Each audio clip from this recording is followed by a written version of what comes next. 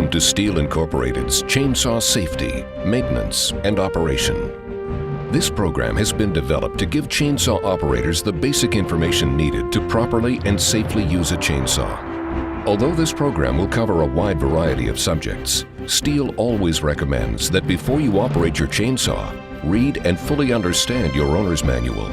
This manual will cover the important items that will be specific to your chainsaw's design, features, and operation.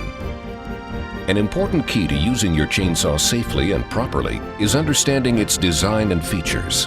Although not all chainsaws will be the same, many are common to most new saws manufactured today. Refer to your manufacturer's owner's manual for more detailed information on the features available on your chainsaw.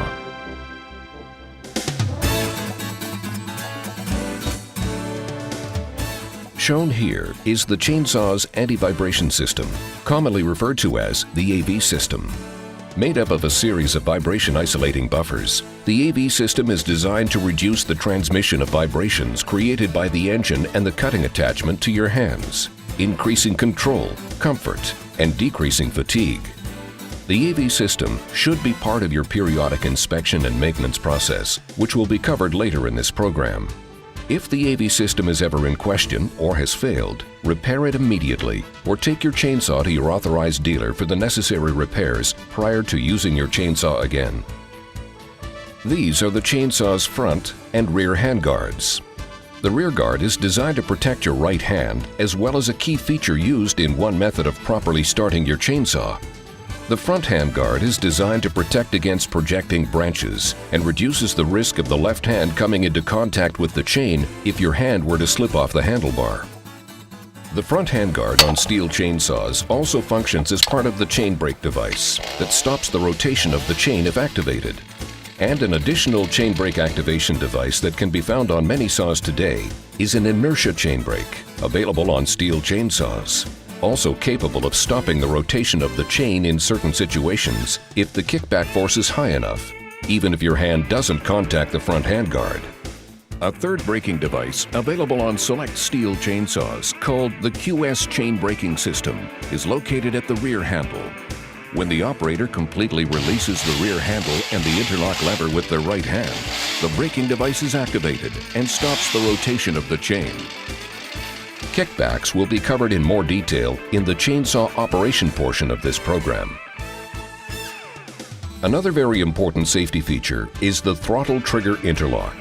This feature helps in preventing the chainsaw from accidentally accelerating when moving around in the work area. When you have a firm grip on the rear handle, the throttle trigger interlock is depressed. You can now activate the throttle trigger and accelerate the saw. When you release the rear handle, the throttle trigger interlock isn't depressed and the saw's throttle trigger will not activate, accelerating the saw unexpectedly, a situation that otherwise could cause serious injury. Your saw will have controls for the starting and stopping functions of the engine. Stihl uses their trademarked master control lever shown here. One lever performs all of the functions necessary from full choke, fast idle for warm start, followed by the run position, and stop, which turns the engine off. Check your chainsaw's owner's manual if you have a system different from this for the proper operating functions of your controls. Some chainsaws come with a decompression valve, typically on chainsaws with higher displacement engines. Depressing this valve releases compression in the cylinder, resulting in easier pulling action when starting. Once the engine begins to run, the decompression valve will automatically return to the closed position, allowing the engine to regain full compression. A feature to be aware of on your chainsaw, particularly in the maintenance process, is access to the air filter. Here, Stihl utilizes a toolless air filter cover that can let you easily access the filter for quick inspection, cleaning, or replacement. Some chainsaws come with a winter-summer shutter, a device that can be adjusted to the winter position, allowing the saw to draw heat from around the cylinder into the air box where the carburetor is located. This is useful when using your chainsaw in damp and cold climates, where icing of the carburetor can occur. Then, when working in warmer conditions, the shutter can be reversed to the summer position, blocking the warm air from entering the air box and overheating the carburetor. Some carburetors can be adjusted to compensate for conditions such as altitude or climate, yet others may be preset and non-adjustable. Check your owner's manual for the proper carburetor adjustment procedures for your saw.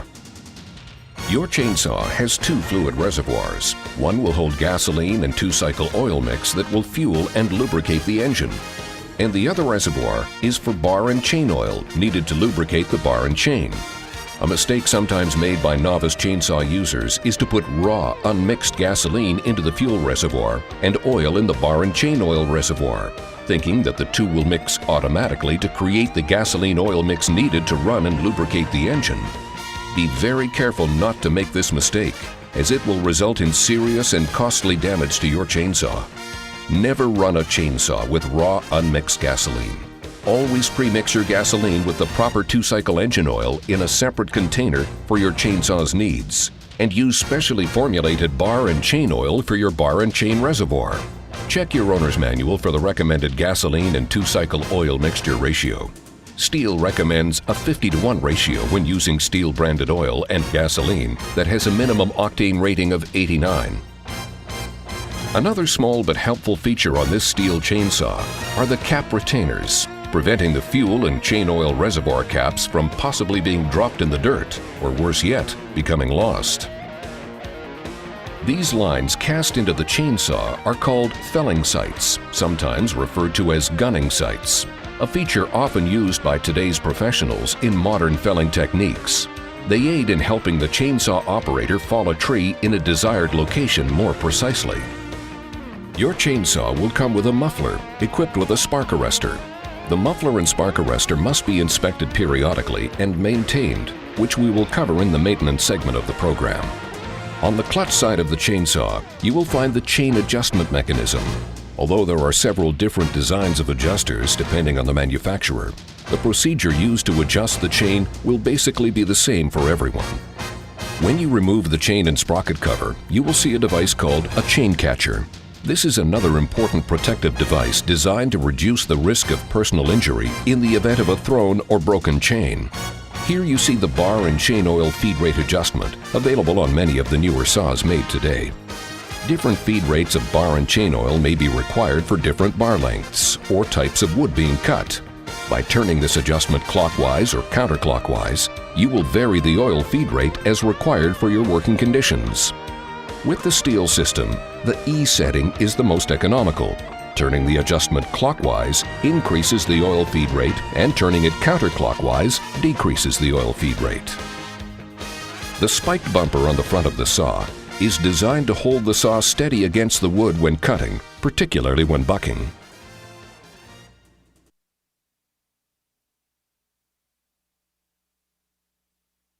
Regardless of whether it's before you use your chainsaw, while you're working with your chainsaw, or after you've finished your work, inspection and maintenance are critical to not only the chainsaw's mechanical integrity, but also your chainsaw's ability to function properly and safely. Most owner's manuals will have a section with a maintenance chart detailing the types of maintenance you should perform and at what intervals. In your Stihl manual, this section will cover the basic inspection and maintenance that you must perform to keep your Stihl chainsaw in top shape. If you are unable to perform any of these functions for any reason, return your chainsaw to an authorized dealer to have the inspection and maintenance performed before you use your chainsaw. Performing an inspection and performing proper maintenance of your chainsaw and its components prior to using your saw will result in a more productive and safer cutting experience. Always make sure that you have turned off the engine, the chain is stopped, and the muffler is cool before refueling, making adjustments, performing maintenance or repairs, changing the saw chain, or cleaning the saw. And never attempt any maintenance or repair work not described in your owner's manual. Have those items taken care of by your authorized dealer. First, check the fasteners on your chainsaw, making sure they are snug. Retighten any loose fasteners and replace any that may be missing or damaged. Check the AV system and that all of the buffers are in place and functioning properly. Replace damaged, broken, or excessively worn buffers immediately. They may result in loss of control of your chainsaw. A sponginess in the feel of the saw, increased vibration, or noticeable bottoming during normal operation may indicate damage, breakage, or excessive wear. And if replacement is necessary, always replace the buffers in sets. Check your air filter often. There are several different types and designs of air filters, and if yours is dirty, clean the filter according to the manufacturer's directions in the owner's manual, or replace the filter if necessary. Most filters can be cleaned temporarily by simply tapping them on a log, for instance, releasing the heavier particles that have built up on the filter. A tip when accessing your air filter: always close the choke on your carburetor before removing the air filter. This will block sawdust or dirt from accidentally falling into the throat of the carburetor. Occasionally, you will need to inspect your fuel filter. Be cautious not to do this around any open flames or other sources of ignition, as fumes from the tank are very flammable. Clean or replace the fuel filter as necessary, according to your owner's manual. Make sure that the chain on your saw does not rotate on the bar when the saw is at idle. If the chain moves when the saw is idling, you must adjust the saw's idle using the proper adjustment screw on the carburetor. Check your owner's manual for more detailed information on your saw's idle screw placement and adjustment procedure. If you cannot get the chain to stop rotating at idle, take the saw to your authorized dealer for the necessary adjustments or repairs before using your saw.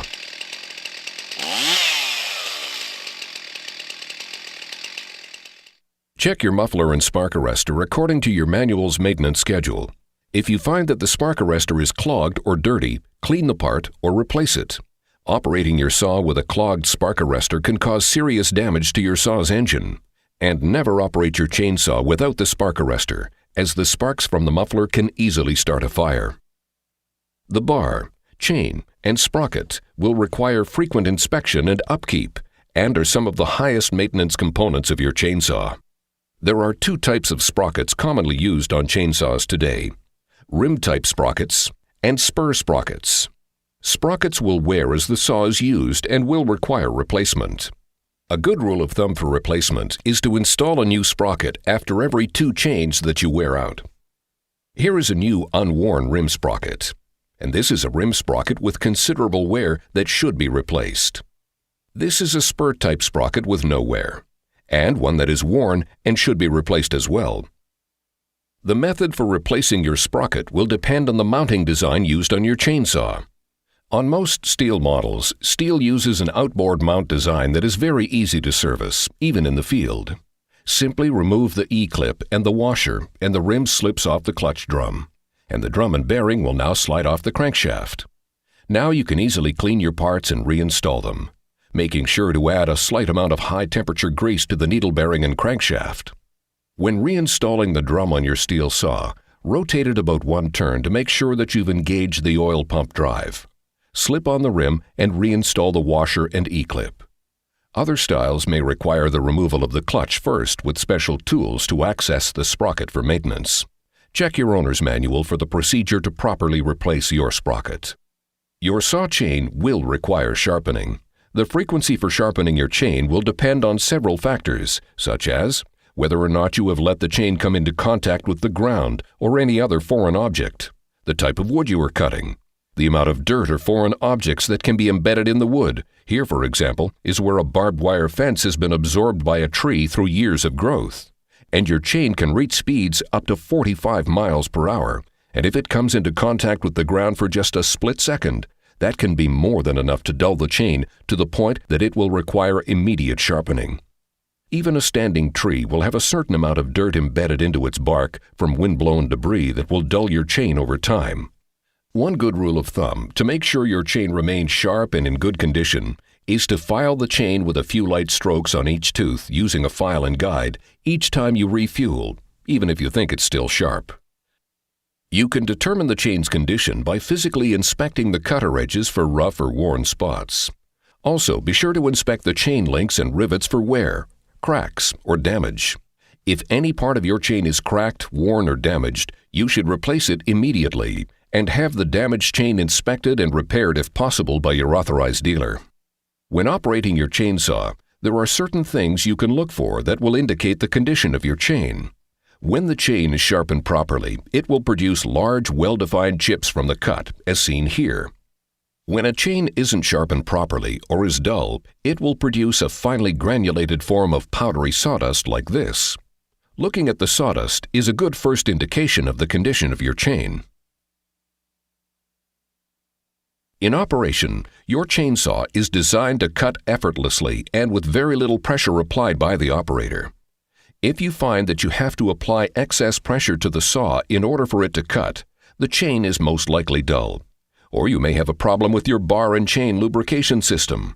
Often, when you find that you have to apply a lot of pressure to make the chainsaw cut, you will also see smoke coming off the tip of the bar, another good indication of the chain's condition or a lubrication problem.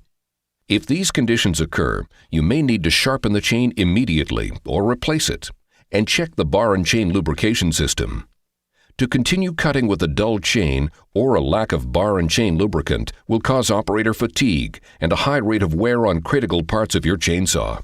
Another indicator to look for is if your chainsaw tends to drift right or left in the cut. This would indicate that the angles on your chain have been sharpened incorrectly and will need to be resharpened. Or it could mean that your bar rails have worn unevenly. This can also cause operator fatigue, unsafe operating conditions, or damage to your chainsaw. With the right tools and instruction, you can maintain your Stihl bar, chain, and sprocket with confidence. Let's look at how you would perform this service in the field. When you're ready to service the bar and chain, pick a large flat area to perform the work, such as the tailgate of a pickup truck.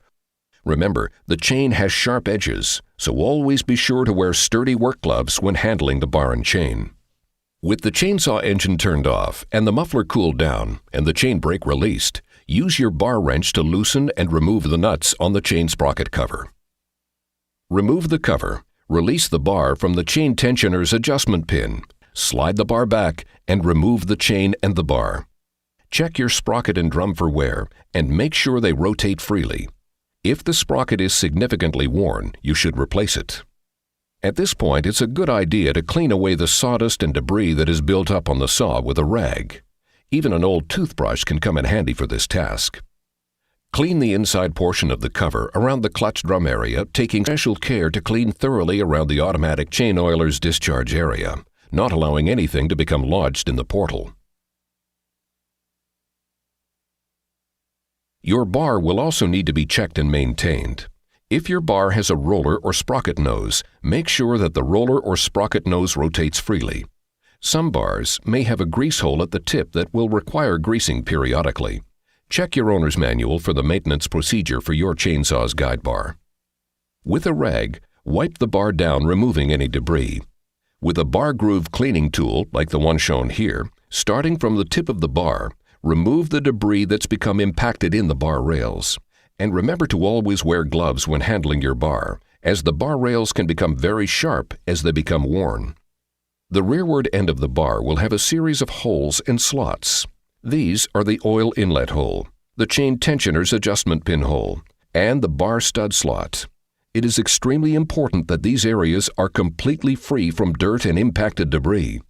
Through wear, you may find that your bar rails will form a rolled-over edge. If this occurs, with a flat file, smooth the edges down, again making sure to wear gloves during the process. If the bar is severely worn, you will need to replace it. Now that your components are cleaned, reinstall the guide bar on the saw. First, turn the chain tensioner's adjustment screw counterclockwise, allowing the pin to move back towards the sprocket. This will allow slack in the chain, making it easier to install. When installing your guide bar, always place the bar with the opposite side up from when you last took it off. Doing so, you will displace the wear more evenly on both sides of the bar, resulting in a longer service life. Place your bar over the bar studs, sliding it as far back as you can. Install the chain on the bar, making certain the cutting edge of the chain will rotate in a clockwise direction around the bar when looking at it from the sprocket side. Once the chain is placed on the bar, and the drivers are properly engaged with the sprocket, position the bar where the chain tensioner adjustment pin lines up with the proper hole in the guide bar. Reinstall the chain sprocket cover and the nuts, but only finger tight, as you will need movement in the guide bar to adjust the chain. The bar will have slight up and down play. To adjust your chain properly, turn the adjusting screw tensioning the chain to the point where it sits firmly against the bottom rail of the bar, but not so tight that the chain won't rotate freely around the bar. Continue to hold the tip of the bar up and tighten the nuts on the cover. Double-check your work by pulling down on the chain and letting it snap back, and by rotating the chain around the bar. If the chain doesn't snap back snugly against the bottom rail, you will need to tighten it some more. And if it won't rotate freely around the guide bar by hand, you have over-tightened the chain and will need to loosen it slightly. Repeat the adjustment process until the proper chain tension has been achieved. As the chain gets hot, it will stretch, as well as by wear-through use. Constantly keep an eye on your chain's adjustment when working with the saw. If you see that it's loose, turn the saw off, let the muffler cool down, disengage the chain brake, and make the necessary adjustments. And remember, even a dull chain can be sharp enough to cut you, so always wear gloves when handling the chain or making adjustments. A loose chain can cause serious damage to your saw, and if loose enough, it can even come off the bar, possibly causing serious injury to the operator. If your chain appears to be sticking to the bar or will not rotate smoothly when you accelerate the saw, turn off the saw and check to see if you have bar and chain oil in the bar and chain oil reservoir. You can check to see if your oiler is working by holding the tip of the guide bar near a fresh-cut piece of wood, taking extreme precaution not to let the tip of the bar touch the wood, and accelerating the saw with the chain brake disengaged. If the oiler is working, you will see a fine film of oil that will appear on the wood. If you have sufficient bar and chain oil, and your oiler is working properly, but the chain still will not rotate, you should take the saw to your nearest authorized dealer for the necessary repairs. Now that you have cleaned your saw, reinstalled the bar and chain, and made the proper adjustments, it's time to sharpen your chain. A handy tool for sharpening the chain in the field is this stump vise that will hold the saw firmly while sharpening. If you are sharpening your chain in a workshop or garage, a bench vise will work just as handily. Other items you will need to properly sharpen your chain are a file and guide with the proper size round file, a flat file, and a depth gauge tool. Check your owner's manual or ask your authorized dealer for the proper file size and depth gauge tool required for your saw's chain. This information can also be found in the chain leaflet packed with new loops of Stihl chain. Before we sharpen the chain, it will help you understand the process better if you know the different components that make up your chain. These are the cutters. Your chain has separate left and right-hand cutters. They are the parts you will be sharpening. Located on the front of each of the cutters is a protrusion called the depth gauge, or as some people like to refer to as the raker or drag. The depth gauge acts much like the adjustment on a hand-plane chisel and determines the depth of the cut or chip that the tooth will take.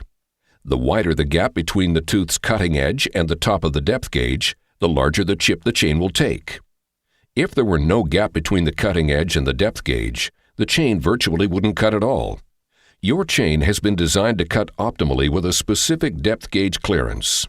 Check your owner's manual or with your authorized dealer to see what gap is specified for your chain. You can see that the cutter's top plate has a declining slope. As the tooth's cutting edges sharpen back, the depth gauge will also need to be filed to maintain the recommended chip clearance between the tops of the depth gauge and the tooth's cutting edge. The chain consists of a series of tie straps and rivets which hold the components together, separating the left and right-hand cutters alternately. This is the drive link. It has several functions. It's the portion of the chain that engages the sprocket, propelling the chain around the guide bar.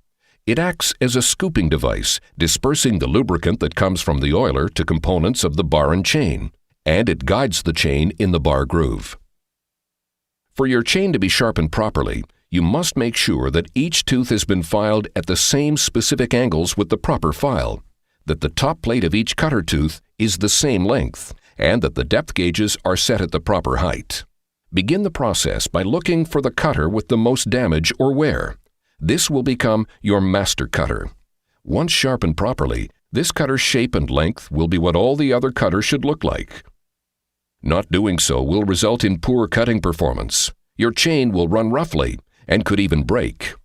As you file the first cutter, count the number of filing strokes that you take, and be conscious of the amount of pressure you're applying to the file. Using the same number of strokes, with the same amount of pressure on the rest of your cutters, should result in a consistent length on each. If you're uncertain, check the individual cutter's lengths with a measuring device. If you find that some teeth are longer than others, make the necessary sharpening adjustments. Always file the cutter from the inner portion of the cutter outward. Never file from the outside in. This will dull the chain and damage the file. And when you're filing, never allow the file to drag back across the cutting edge when pulling the file back. Doing so will quickly dull your cutter and damage your file as well. Your file and guide has a plate positioned on both sides of the file. Placing the file and guide on the chain, the plate on one side of the file will rest on the leading edge of the cutter, while the other plate will rest on the top portion of the depth gauge. Equipped with the proper size round file, and assuming that your depth gauges have been maintained in the past, this will give your round file the proper filing depth when sharpening, resulting in the proper edge on the cutter. Also, when filing, the file and guide should be held at a 90-degree angle to the bar, or level. Tilting the file and guide even slightly can result in a misfiled chain that won't function properly. On the top of your file and guide, you will see lines scribed into the metal. These lines, kept parallel to the guide bar when sharpening each tooth, will result in the proper angle required for the tooth's cutting edge. When used properly, your file and guide will help assure a proper and consistent cutting angle and filing depth on each tooth. This is how a properly sharpened cutter should look. Here is a cutter that has been improperly filed and has a severe back slope, a sign possibly indicating that too large a file was used. This chain has a severe hook indicating that too small a round file was used, or that the file was pushed down too hard and allowed to drop too far down into the tooth during the filing process. Here you see a top plate with too shallow of an angle, and this is a top plate with too severe an angle. Now that you have the proper file and guide, and you have determined your starting point, begin your filing. Remember to count your strokes, the amount of pressure you're applying to the file, and do not drag your file back across the cutter. The right and left-hand cutters alternate, so you will need to file every other tooth from one side of the bar, or all of the right-hand cutters first, for instance. Then change to the other side to sharpen all of the left-hand cutters, again remembering to keep the angles and depth the same on all teeth. Once all of your cutters have been sharpened, on both sides, you'll need to check the depth gauge height and file down the tang if needed. Place the depth gauge tool on the chain as shown here, allowing the tooth's depth gauge to protrude in the slot of the tool. If any portion of the depth gauge protrudes above the slot in the tool, that portion will need to be filed down level with the depth gauge tool using your flat file. Perform this same procedure for every tooth. If the depth gauges are not maintained and are too high, not allowing enough clearance, this will result in poor performance and reduce the chain's ability to cut. If you don't use the proper depth gauge tool and file the depth gauges too low, below the manufacturer's specifications, this will result in a chain that cuts too aggressively, possibly causing harm to your saw and increasing the risk of kickback, making the chainsaw very unsafe, which can result in serious or even fatal injury to the operator. If you have filed your chain's depth gauges several times, you may find the leading edge of the depth gauge will need to be dressed to conform to an angle similar to how it looked when it was new. Stihl depth gauges have a line scribed into the metal showing the proper angle for the leading edge for you to follow. If you don't maintain this angle, it can result in excessive vibration when cutting, as well as diluting the low kickback properties on some chains. For some people, sharpening a chain is very uncomfortable or even intimidating. If this is the case with you, you may want to keep one or more spare chains that are sharpened properly with you while you are working with your chainsaw. As your chain becomes dull, you can easily replace the dull chain with one of the sharpened spares. When you're done with your work, return your dull chains to your authorized dealer where they can be properly sharpened on a specially designed electric chain grinder, and you will be ready to cut again with a set of freshly sharpened chains. Next, check your chain brake to make sure it is functioning properly and that it engages and disengages. Like an automobile brake, your chainsaw's chain brake will incur wear each time it is engaged. The amount of wear will vary depending on things such as usage or even the conditions in which the saw is used. Excessive wear will reduce the effectiveness of the chain brake and can ultimately render it inoperable. Beyond your own inspection, you should always return your Stihl chainsaw to your authorized dealer to have the chain brake inspected according to the schedule found in your Stihl owner's manual. With the engine running at idle, engage the chain brake by moving your left wrist forward while gripping the handle. Then accelerate the engine to full throttle for no more than about 3 seconds to avoid premature wear to the braking system or harm to the engine. The chain must not rotate. If the chain brake fails to function properly, it is imperative that you take your chainsaw to an authorized dealer for the proper repairs prior to using the chainsaw again. We've performed all of the basic inspection and maintenance on your chainsaw. It's almost time to cut wood, but before we do, let's take a look at protective apparel that is available today, critical to reducing the risk of serious or fatal injury while operating a chainsaw. Remember, a chainsaw is a very powerful tool, and if not handled properly, it can be a dangerous or even deadly tool. Protective apparel has been designed to help reduce injuries when using your chainsaw. Just like helmets and pads can help reduce injuries to your children when playing today's sports. You invest in their protection. It's just as important, and you owe it to yourself, your family, and your friends to take the necessary precautions to reduce your risks. Invest in the proper protective apparel and reduce the chances of exposing yourself to serious injury or even death when working with your chainsaw. Some of the major components of protective apparel today are heavy work boots, preferably with steel toes and cut-retardant material, specially designed Angtex chaps or leggings designed to quickly stop a chain should the chain have accidental contact with you, the most common cause for injuries when using a chainsaw. Protective shirts are also available with this same Angtex material, as well as gloves, a helmet system with ANSI-rated hearing protection and face shield, and ANSI-rated protective eyewear. Our operator shown here has on his proper protective apparel. And like our operator, Stihl strongly advises that you always wear heavy denim work trousers that fit snugly and do not drag on the ground. His shirt is tucked in and not hanging loosely. All precautions that you should take when dressing for work when using your chainsaw. Plus, if you have long or braided hair, it's recommended that you either pin your hair up or securely tuck it into your shirt or helmet system. Okay, it's time to get to work. Your cutting experience should consist of several steps. First, make sure you have all the equipment you'll need. Your chainsaw, fuel oil mix, bar and chain oil, items needed to maintain your saw, an axe, wedges, water, a first aid kit, cell phone, and very important, a partner. It's recommended that you always have a partner with you and not work alone to help share the workload, as well as to watch out for each other and be available in the case of an emergency. One very important rule: never operate your chainsaw if you're not in good physical condition and mental health, fatigued, or under the influence of any substance which might impair vision, dexterity, or judgment. If you have any condition that might be aggravated by strenuous work, check with your doctor before operating a chainsaw. The first task is to prepare your chainsaw for use. Begin by giving it one more inspection, looking for loose, missing, or broken parts, a chain that is sharpened and adjusted properly, and a chain brake that operates properly. Fueling your chainsaw should be done on a clear and level surface, and always fuel your chainsaw in an area that will be a minimum of 10 feet from where you'll be starting the saw to avoid the chance of lingering fuel vapors from igniting. Wipe away any debris from around the fuel cap and release the cap slowly. Pressure can build up in your fuel tank, and by slowly removing the cap, you will allow this excess pressure that may exist to release gradually. Fill the tank with the proper fuel oil mix and reinstall the fuel cap. Wipe away any excess fuel that may be spilled on the chainsaw or the surface where your chainsaw is sitting. If you happen to get any fuel on your clothing, change them immediately before using your chainsaw. Every time you add fuel to your chainsaw, you must also add bar and chain lubricant to the oil reservoir. Again, clean the area around the filler cap with a rag and remove the cap. Once full, replace the cap and wipe away any oil which may have spilled.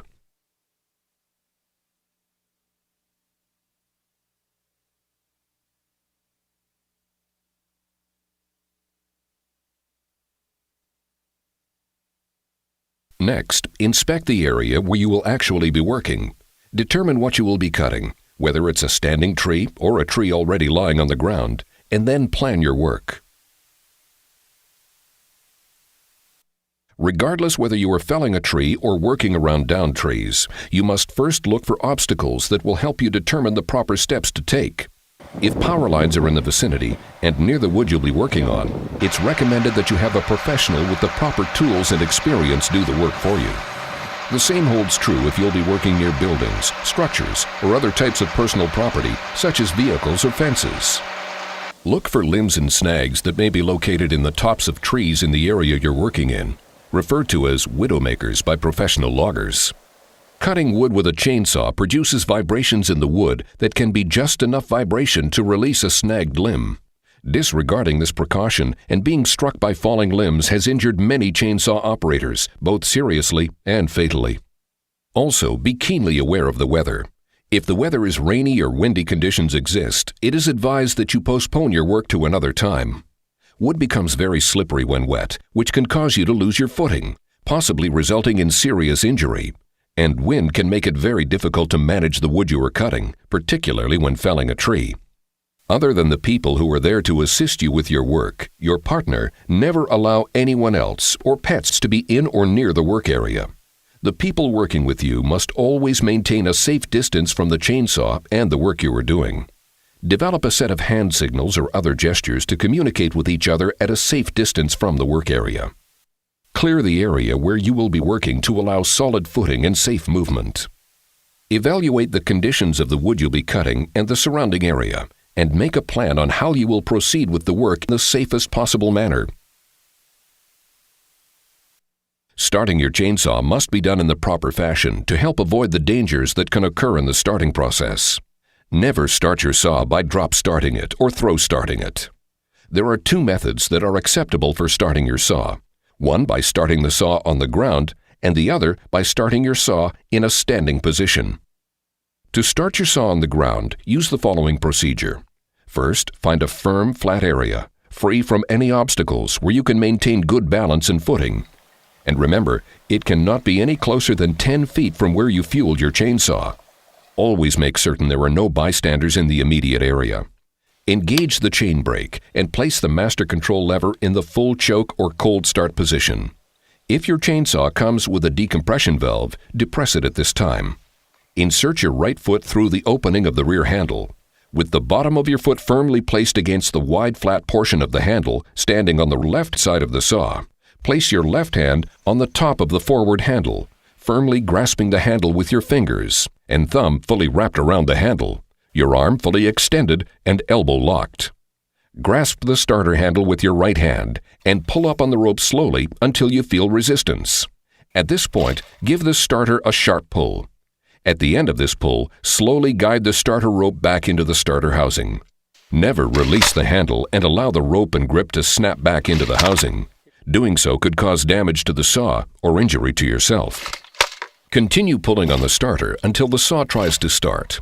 Some people refer to the noise the saw will make as a burp. Once this has happened, it is critical that you don't pull the rope again until you have moved the control lever off choke and to the warm-up position. If you fail to do so and give the rope just one more pull with the choke on, you can flood the saw and it won't start without performing minor service. If your saw does flood, check your owner's manual for the procedure recommended to get your saw started. The saw has burped and you have placed the control lever to the warm-up position. Continue pulling on the rope. Usually only a few pulls are required at this time, and the saw should begin to run.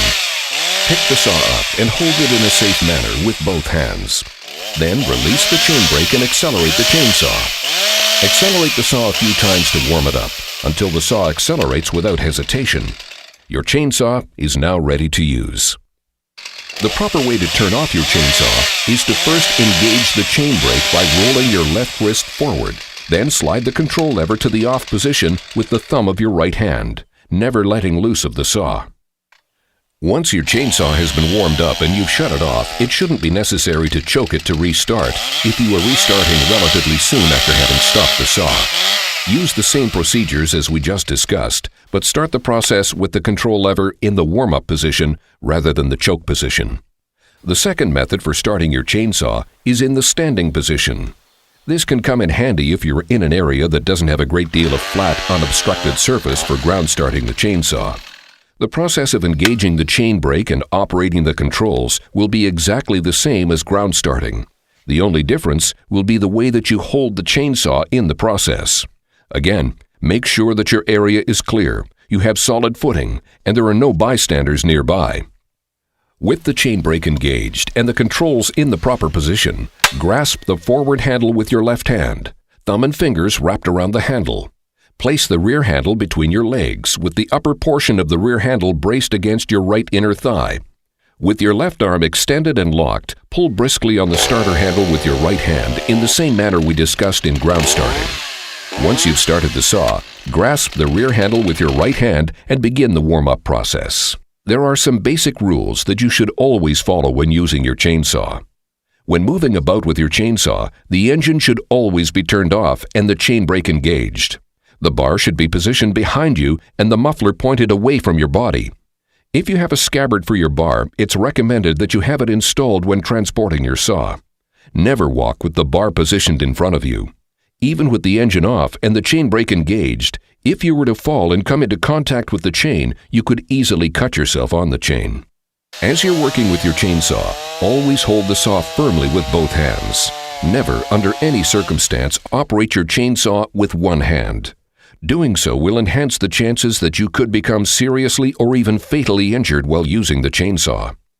Regardless of whether or not you're a right-handed person, you must always grip the front handle with your left hand. Make sure that your fingers and thumb are wrapped around the handlebar. Do not operate your saw with the thumb not fully engaging the handlebar. Your right hand will grip the rear handle and also operate the throttle trigger, throttle interlock, and the chainsaw controls. When operating your Stihl chainsaw, the master control lever can easily be accessed by the thumb of your right hand while still maintaining a firm grip on the rear handle with your fingers.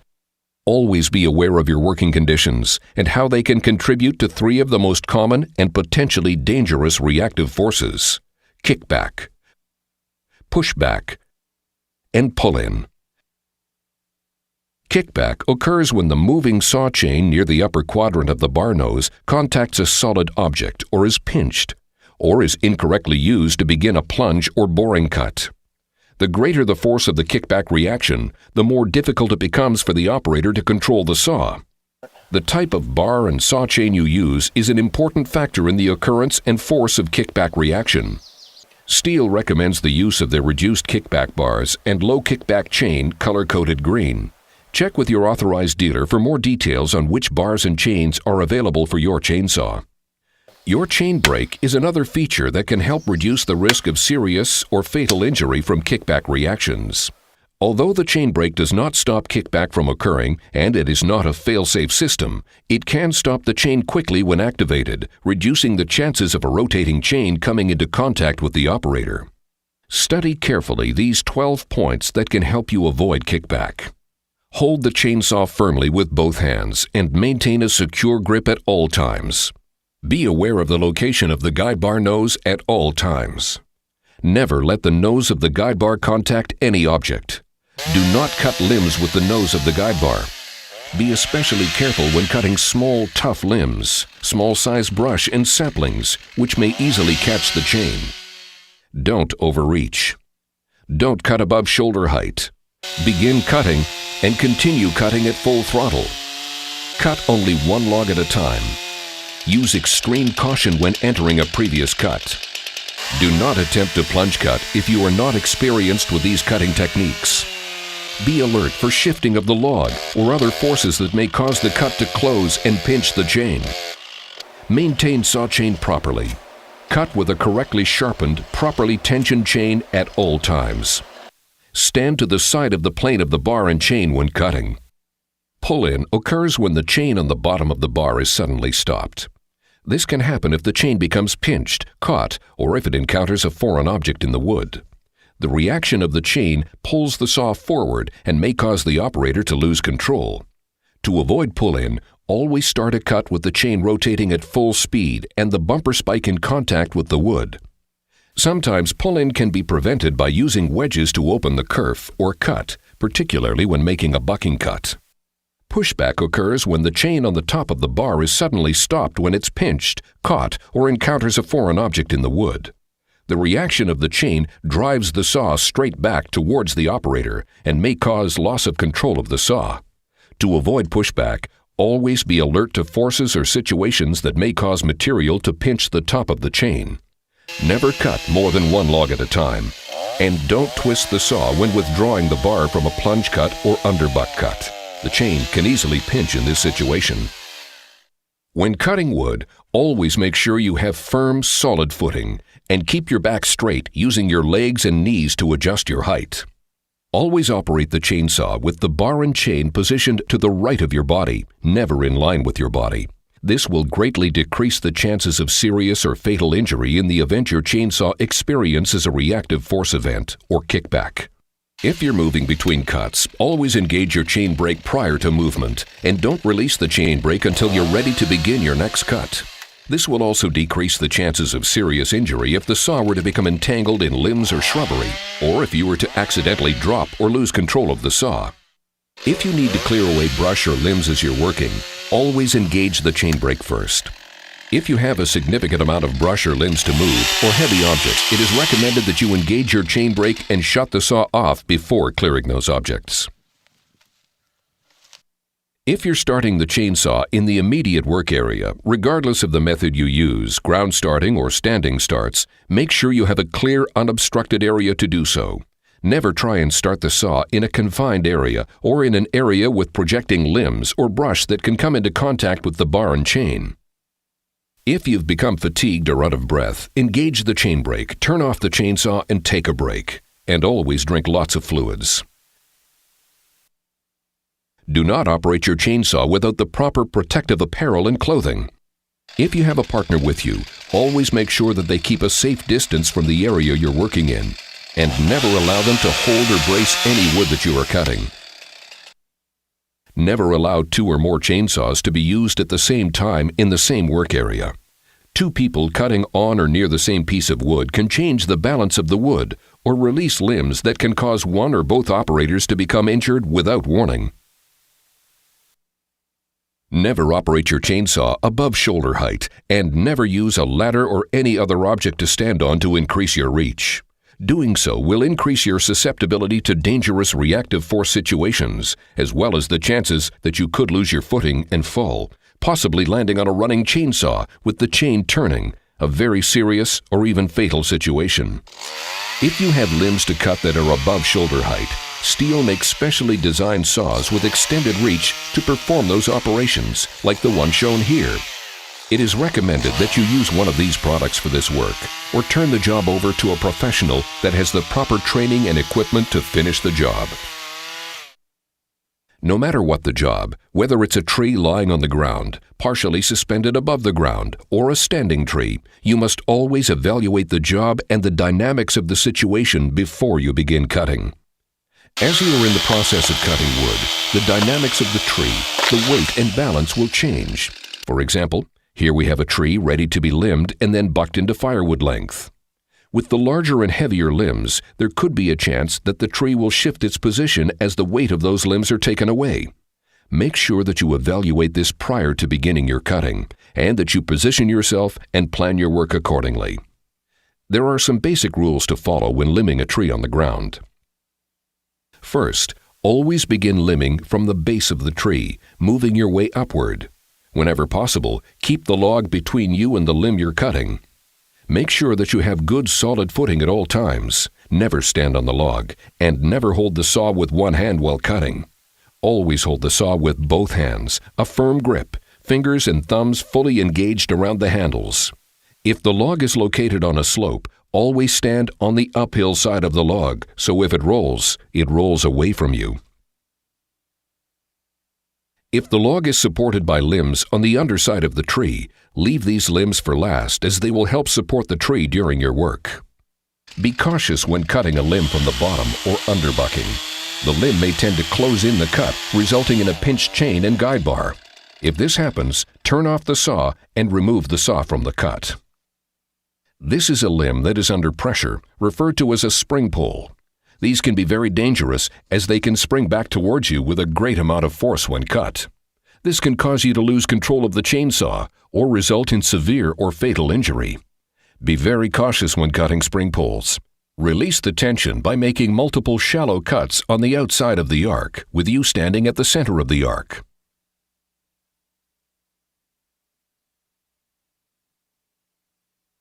Now that the limbs have been removed and the area around the log is cleared, you can begin bucking the log into the desired lengths.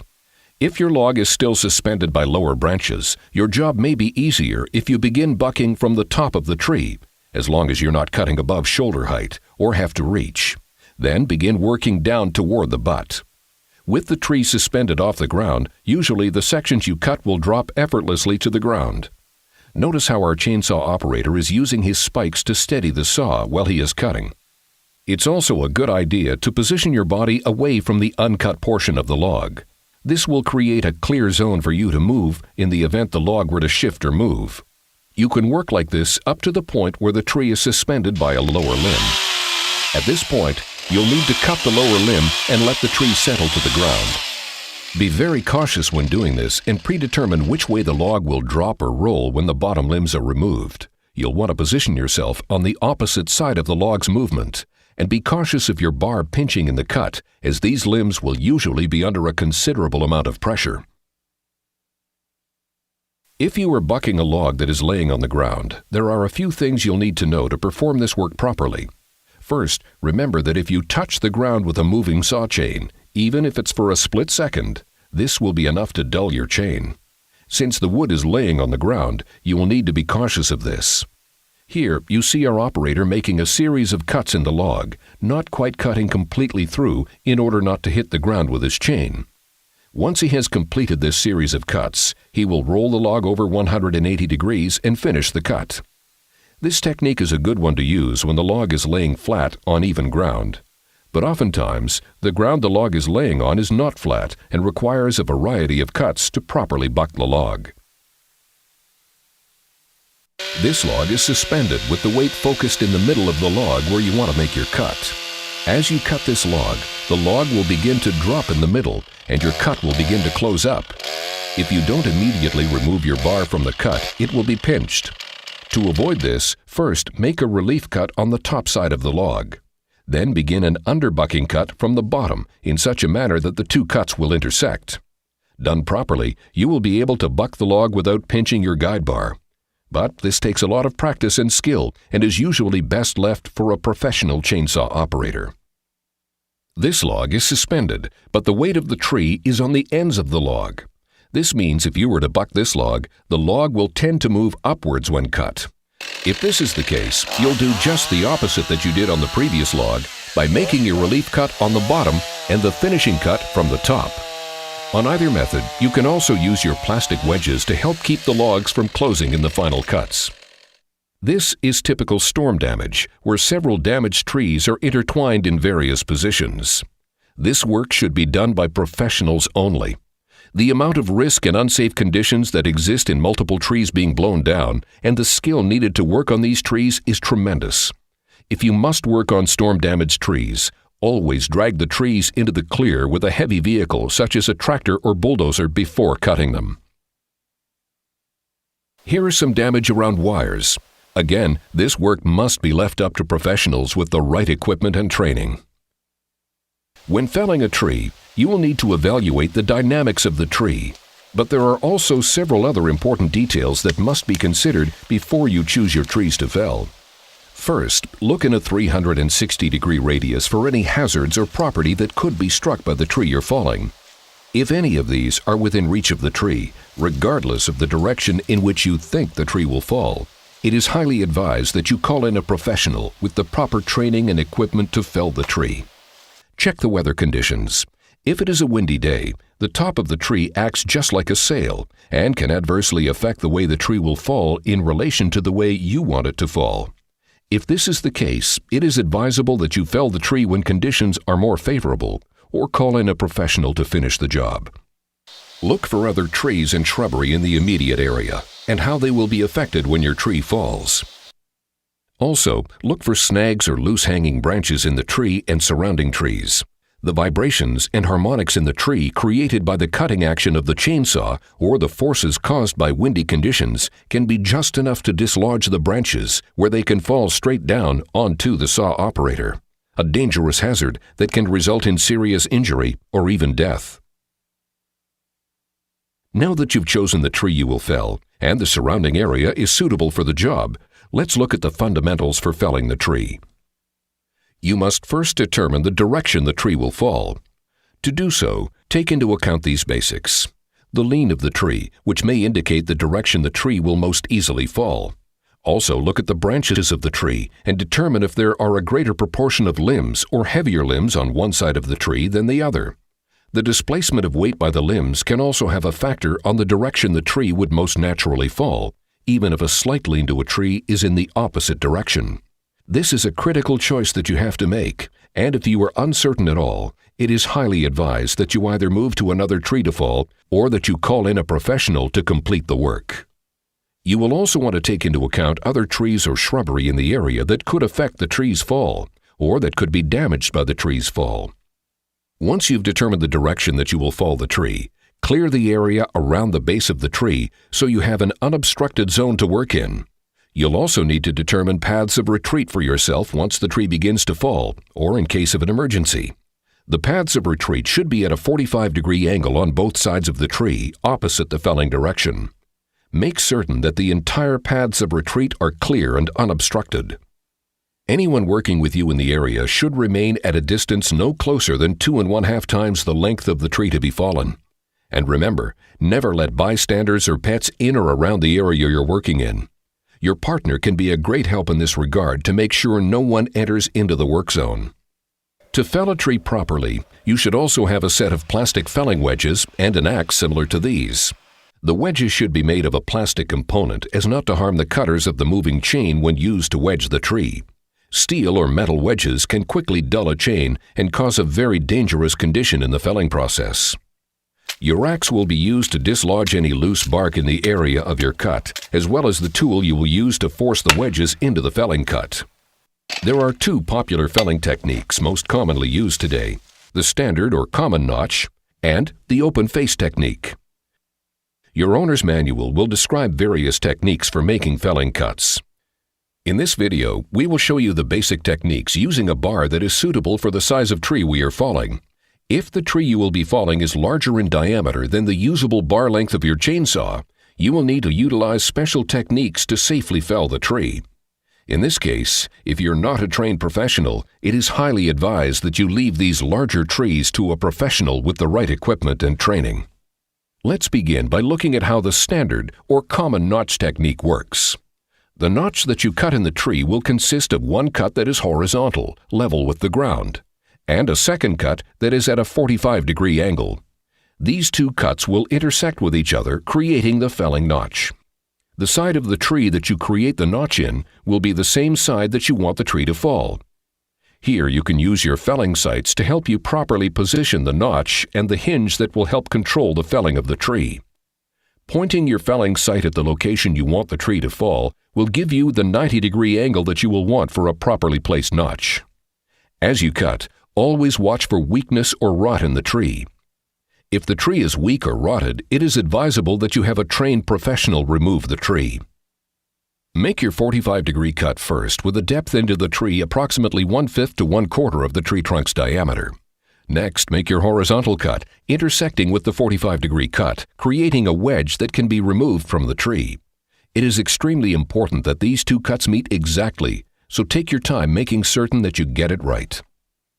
You'll now move to the rear of the tree and begin the felling cut. If there's any loose bark on the backside of the tree, use your axe to dislodge the bark around the area that you will be making your felling cut. This cut will be horizontal and should be 1 to 2 inches higher than the horizontal cut of the felling notch made earlier. Always stay to the side of the tree when making your felling cut. Never work from directly behind the tree, as the tree could split and come backwards with deadly force, an event called barber chairing. As you begin to make the felling cut, add your plastic wedges to the back of the cut. These will keep the tree from settling back in the cut and pinching your guide bar, and they will also be instrumental in felling the tree, particularly if there is insignificant lean in the tree towards the desired felling direction.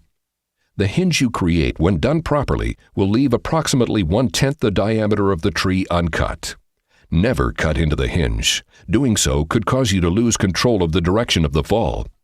Once you have correctly made your hinge with the felling cut, and if the tree has sufficient lean, it will begin its fall to the ground. When you see the tree begin to fall, immediately remove the saw from the cut, turn it off with the chain brake engaged, and withdraw from the cutting area using one of your pre-planned escape routes. Never remain near the tree during its fall. If you have finished making your back cut but the tree is not falling, you will use your wedges to complete the task. One hit at a time, drive the wedges further into the felling cut, waiting a few moments for the tree to absorb the dynamics of the wedging process. Continue the process until you see the tree begin to make its fall. Again, retreat to a safe distance while the tree falls. If for any reason the tree still won't fall after properly wedging it, do not attempt to make additional cuts with your chainsaw. This could result in serious or fatal injury. Bring the tree down with a cable winch, block and tackle, or heavy equipment such as a tractor or bulldozer. The second type of felling cut is the open face cut used by many of today's professionals.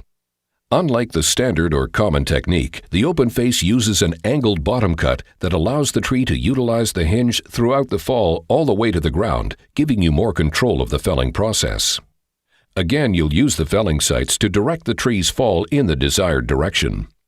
Make your first cut down at approximately a 50-degree angle to a depth of approximately 1/5 to 1/4 of the trunk diameter.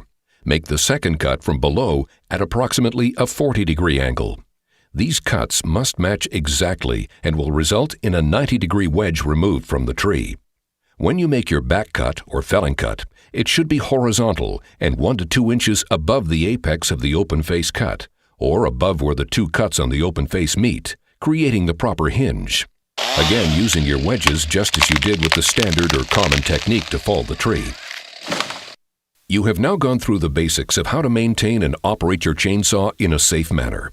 But there is still one thing left to cover, and that's how to store your chainsaw when your work is done. Once you've finished your work, you should always loosen your chain. A chain can tighten as it cools down, possibly causing serious damage to the crankshaft and bearings when stored. It's also a good idea to coat your bar and chain with a corrosion-inhibiting oil if it will be sitting unused for any length of time. If you'll be storing your saw for a period of 3 months or longer before you intend to use it again, you should drain the fuel tank and run the engine until the carburetor is dry, or when the saw quits running.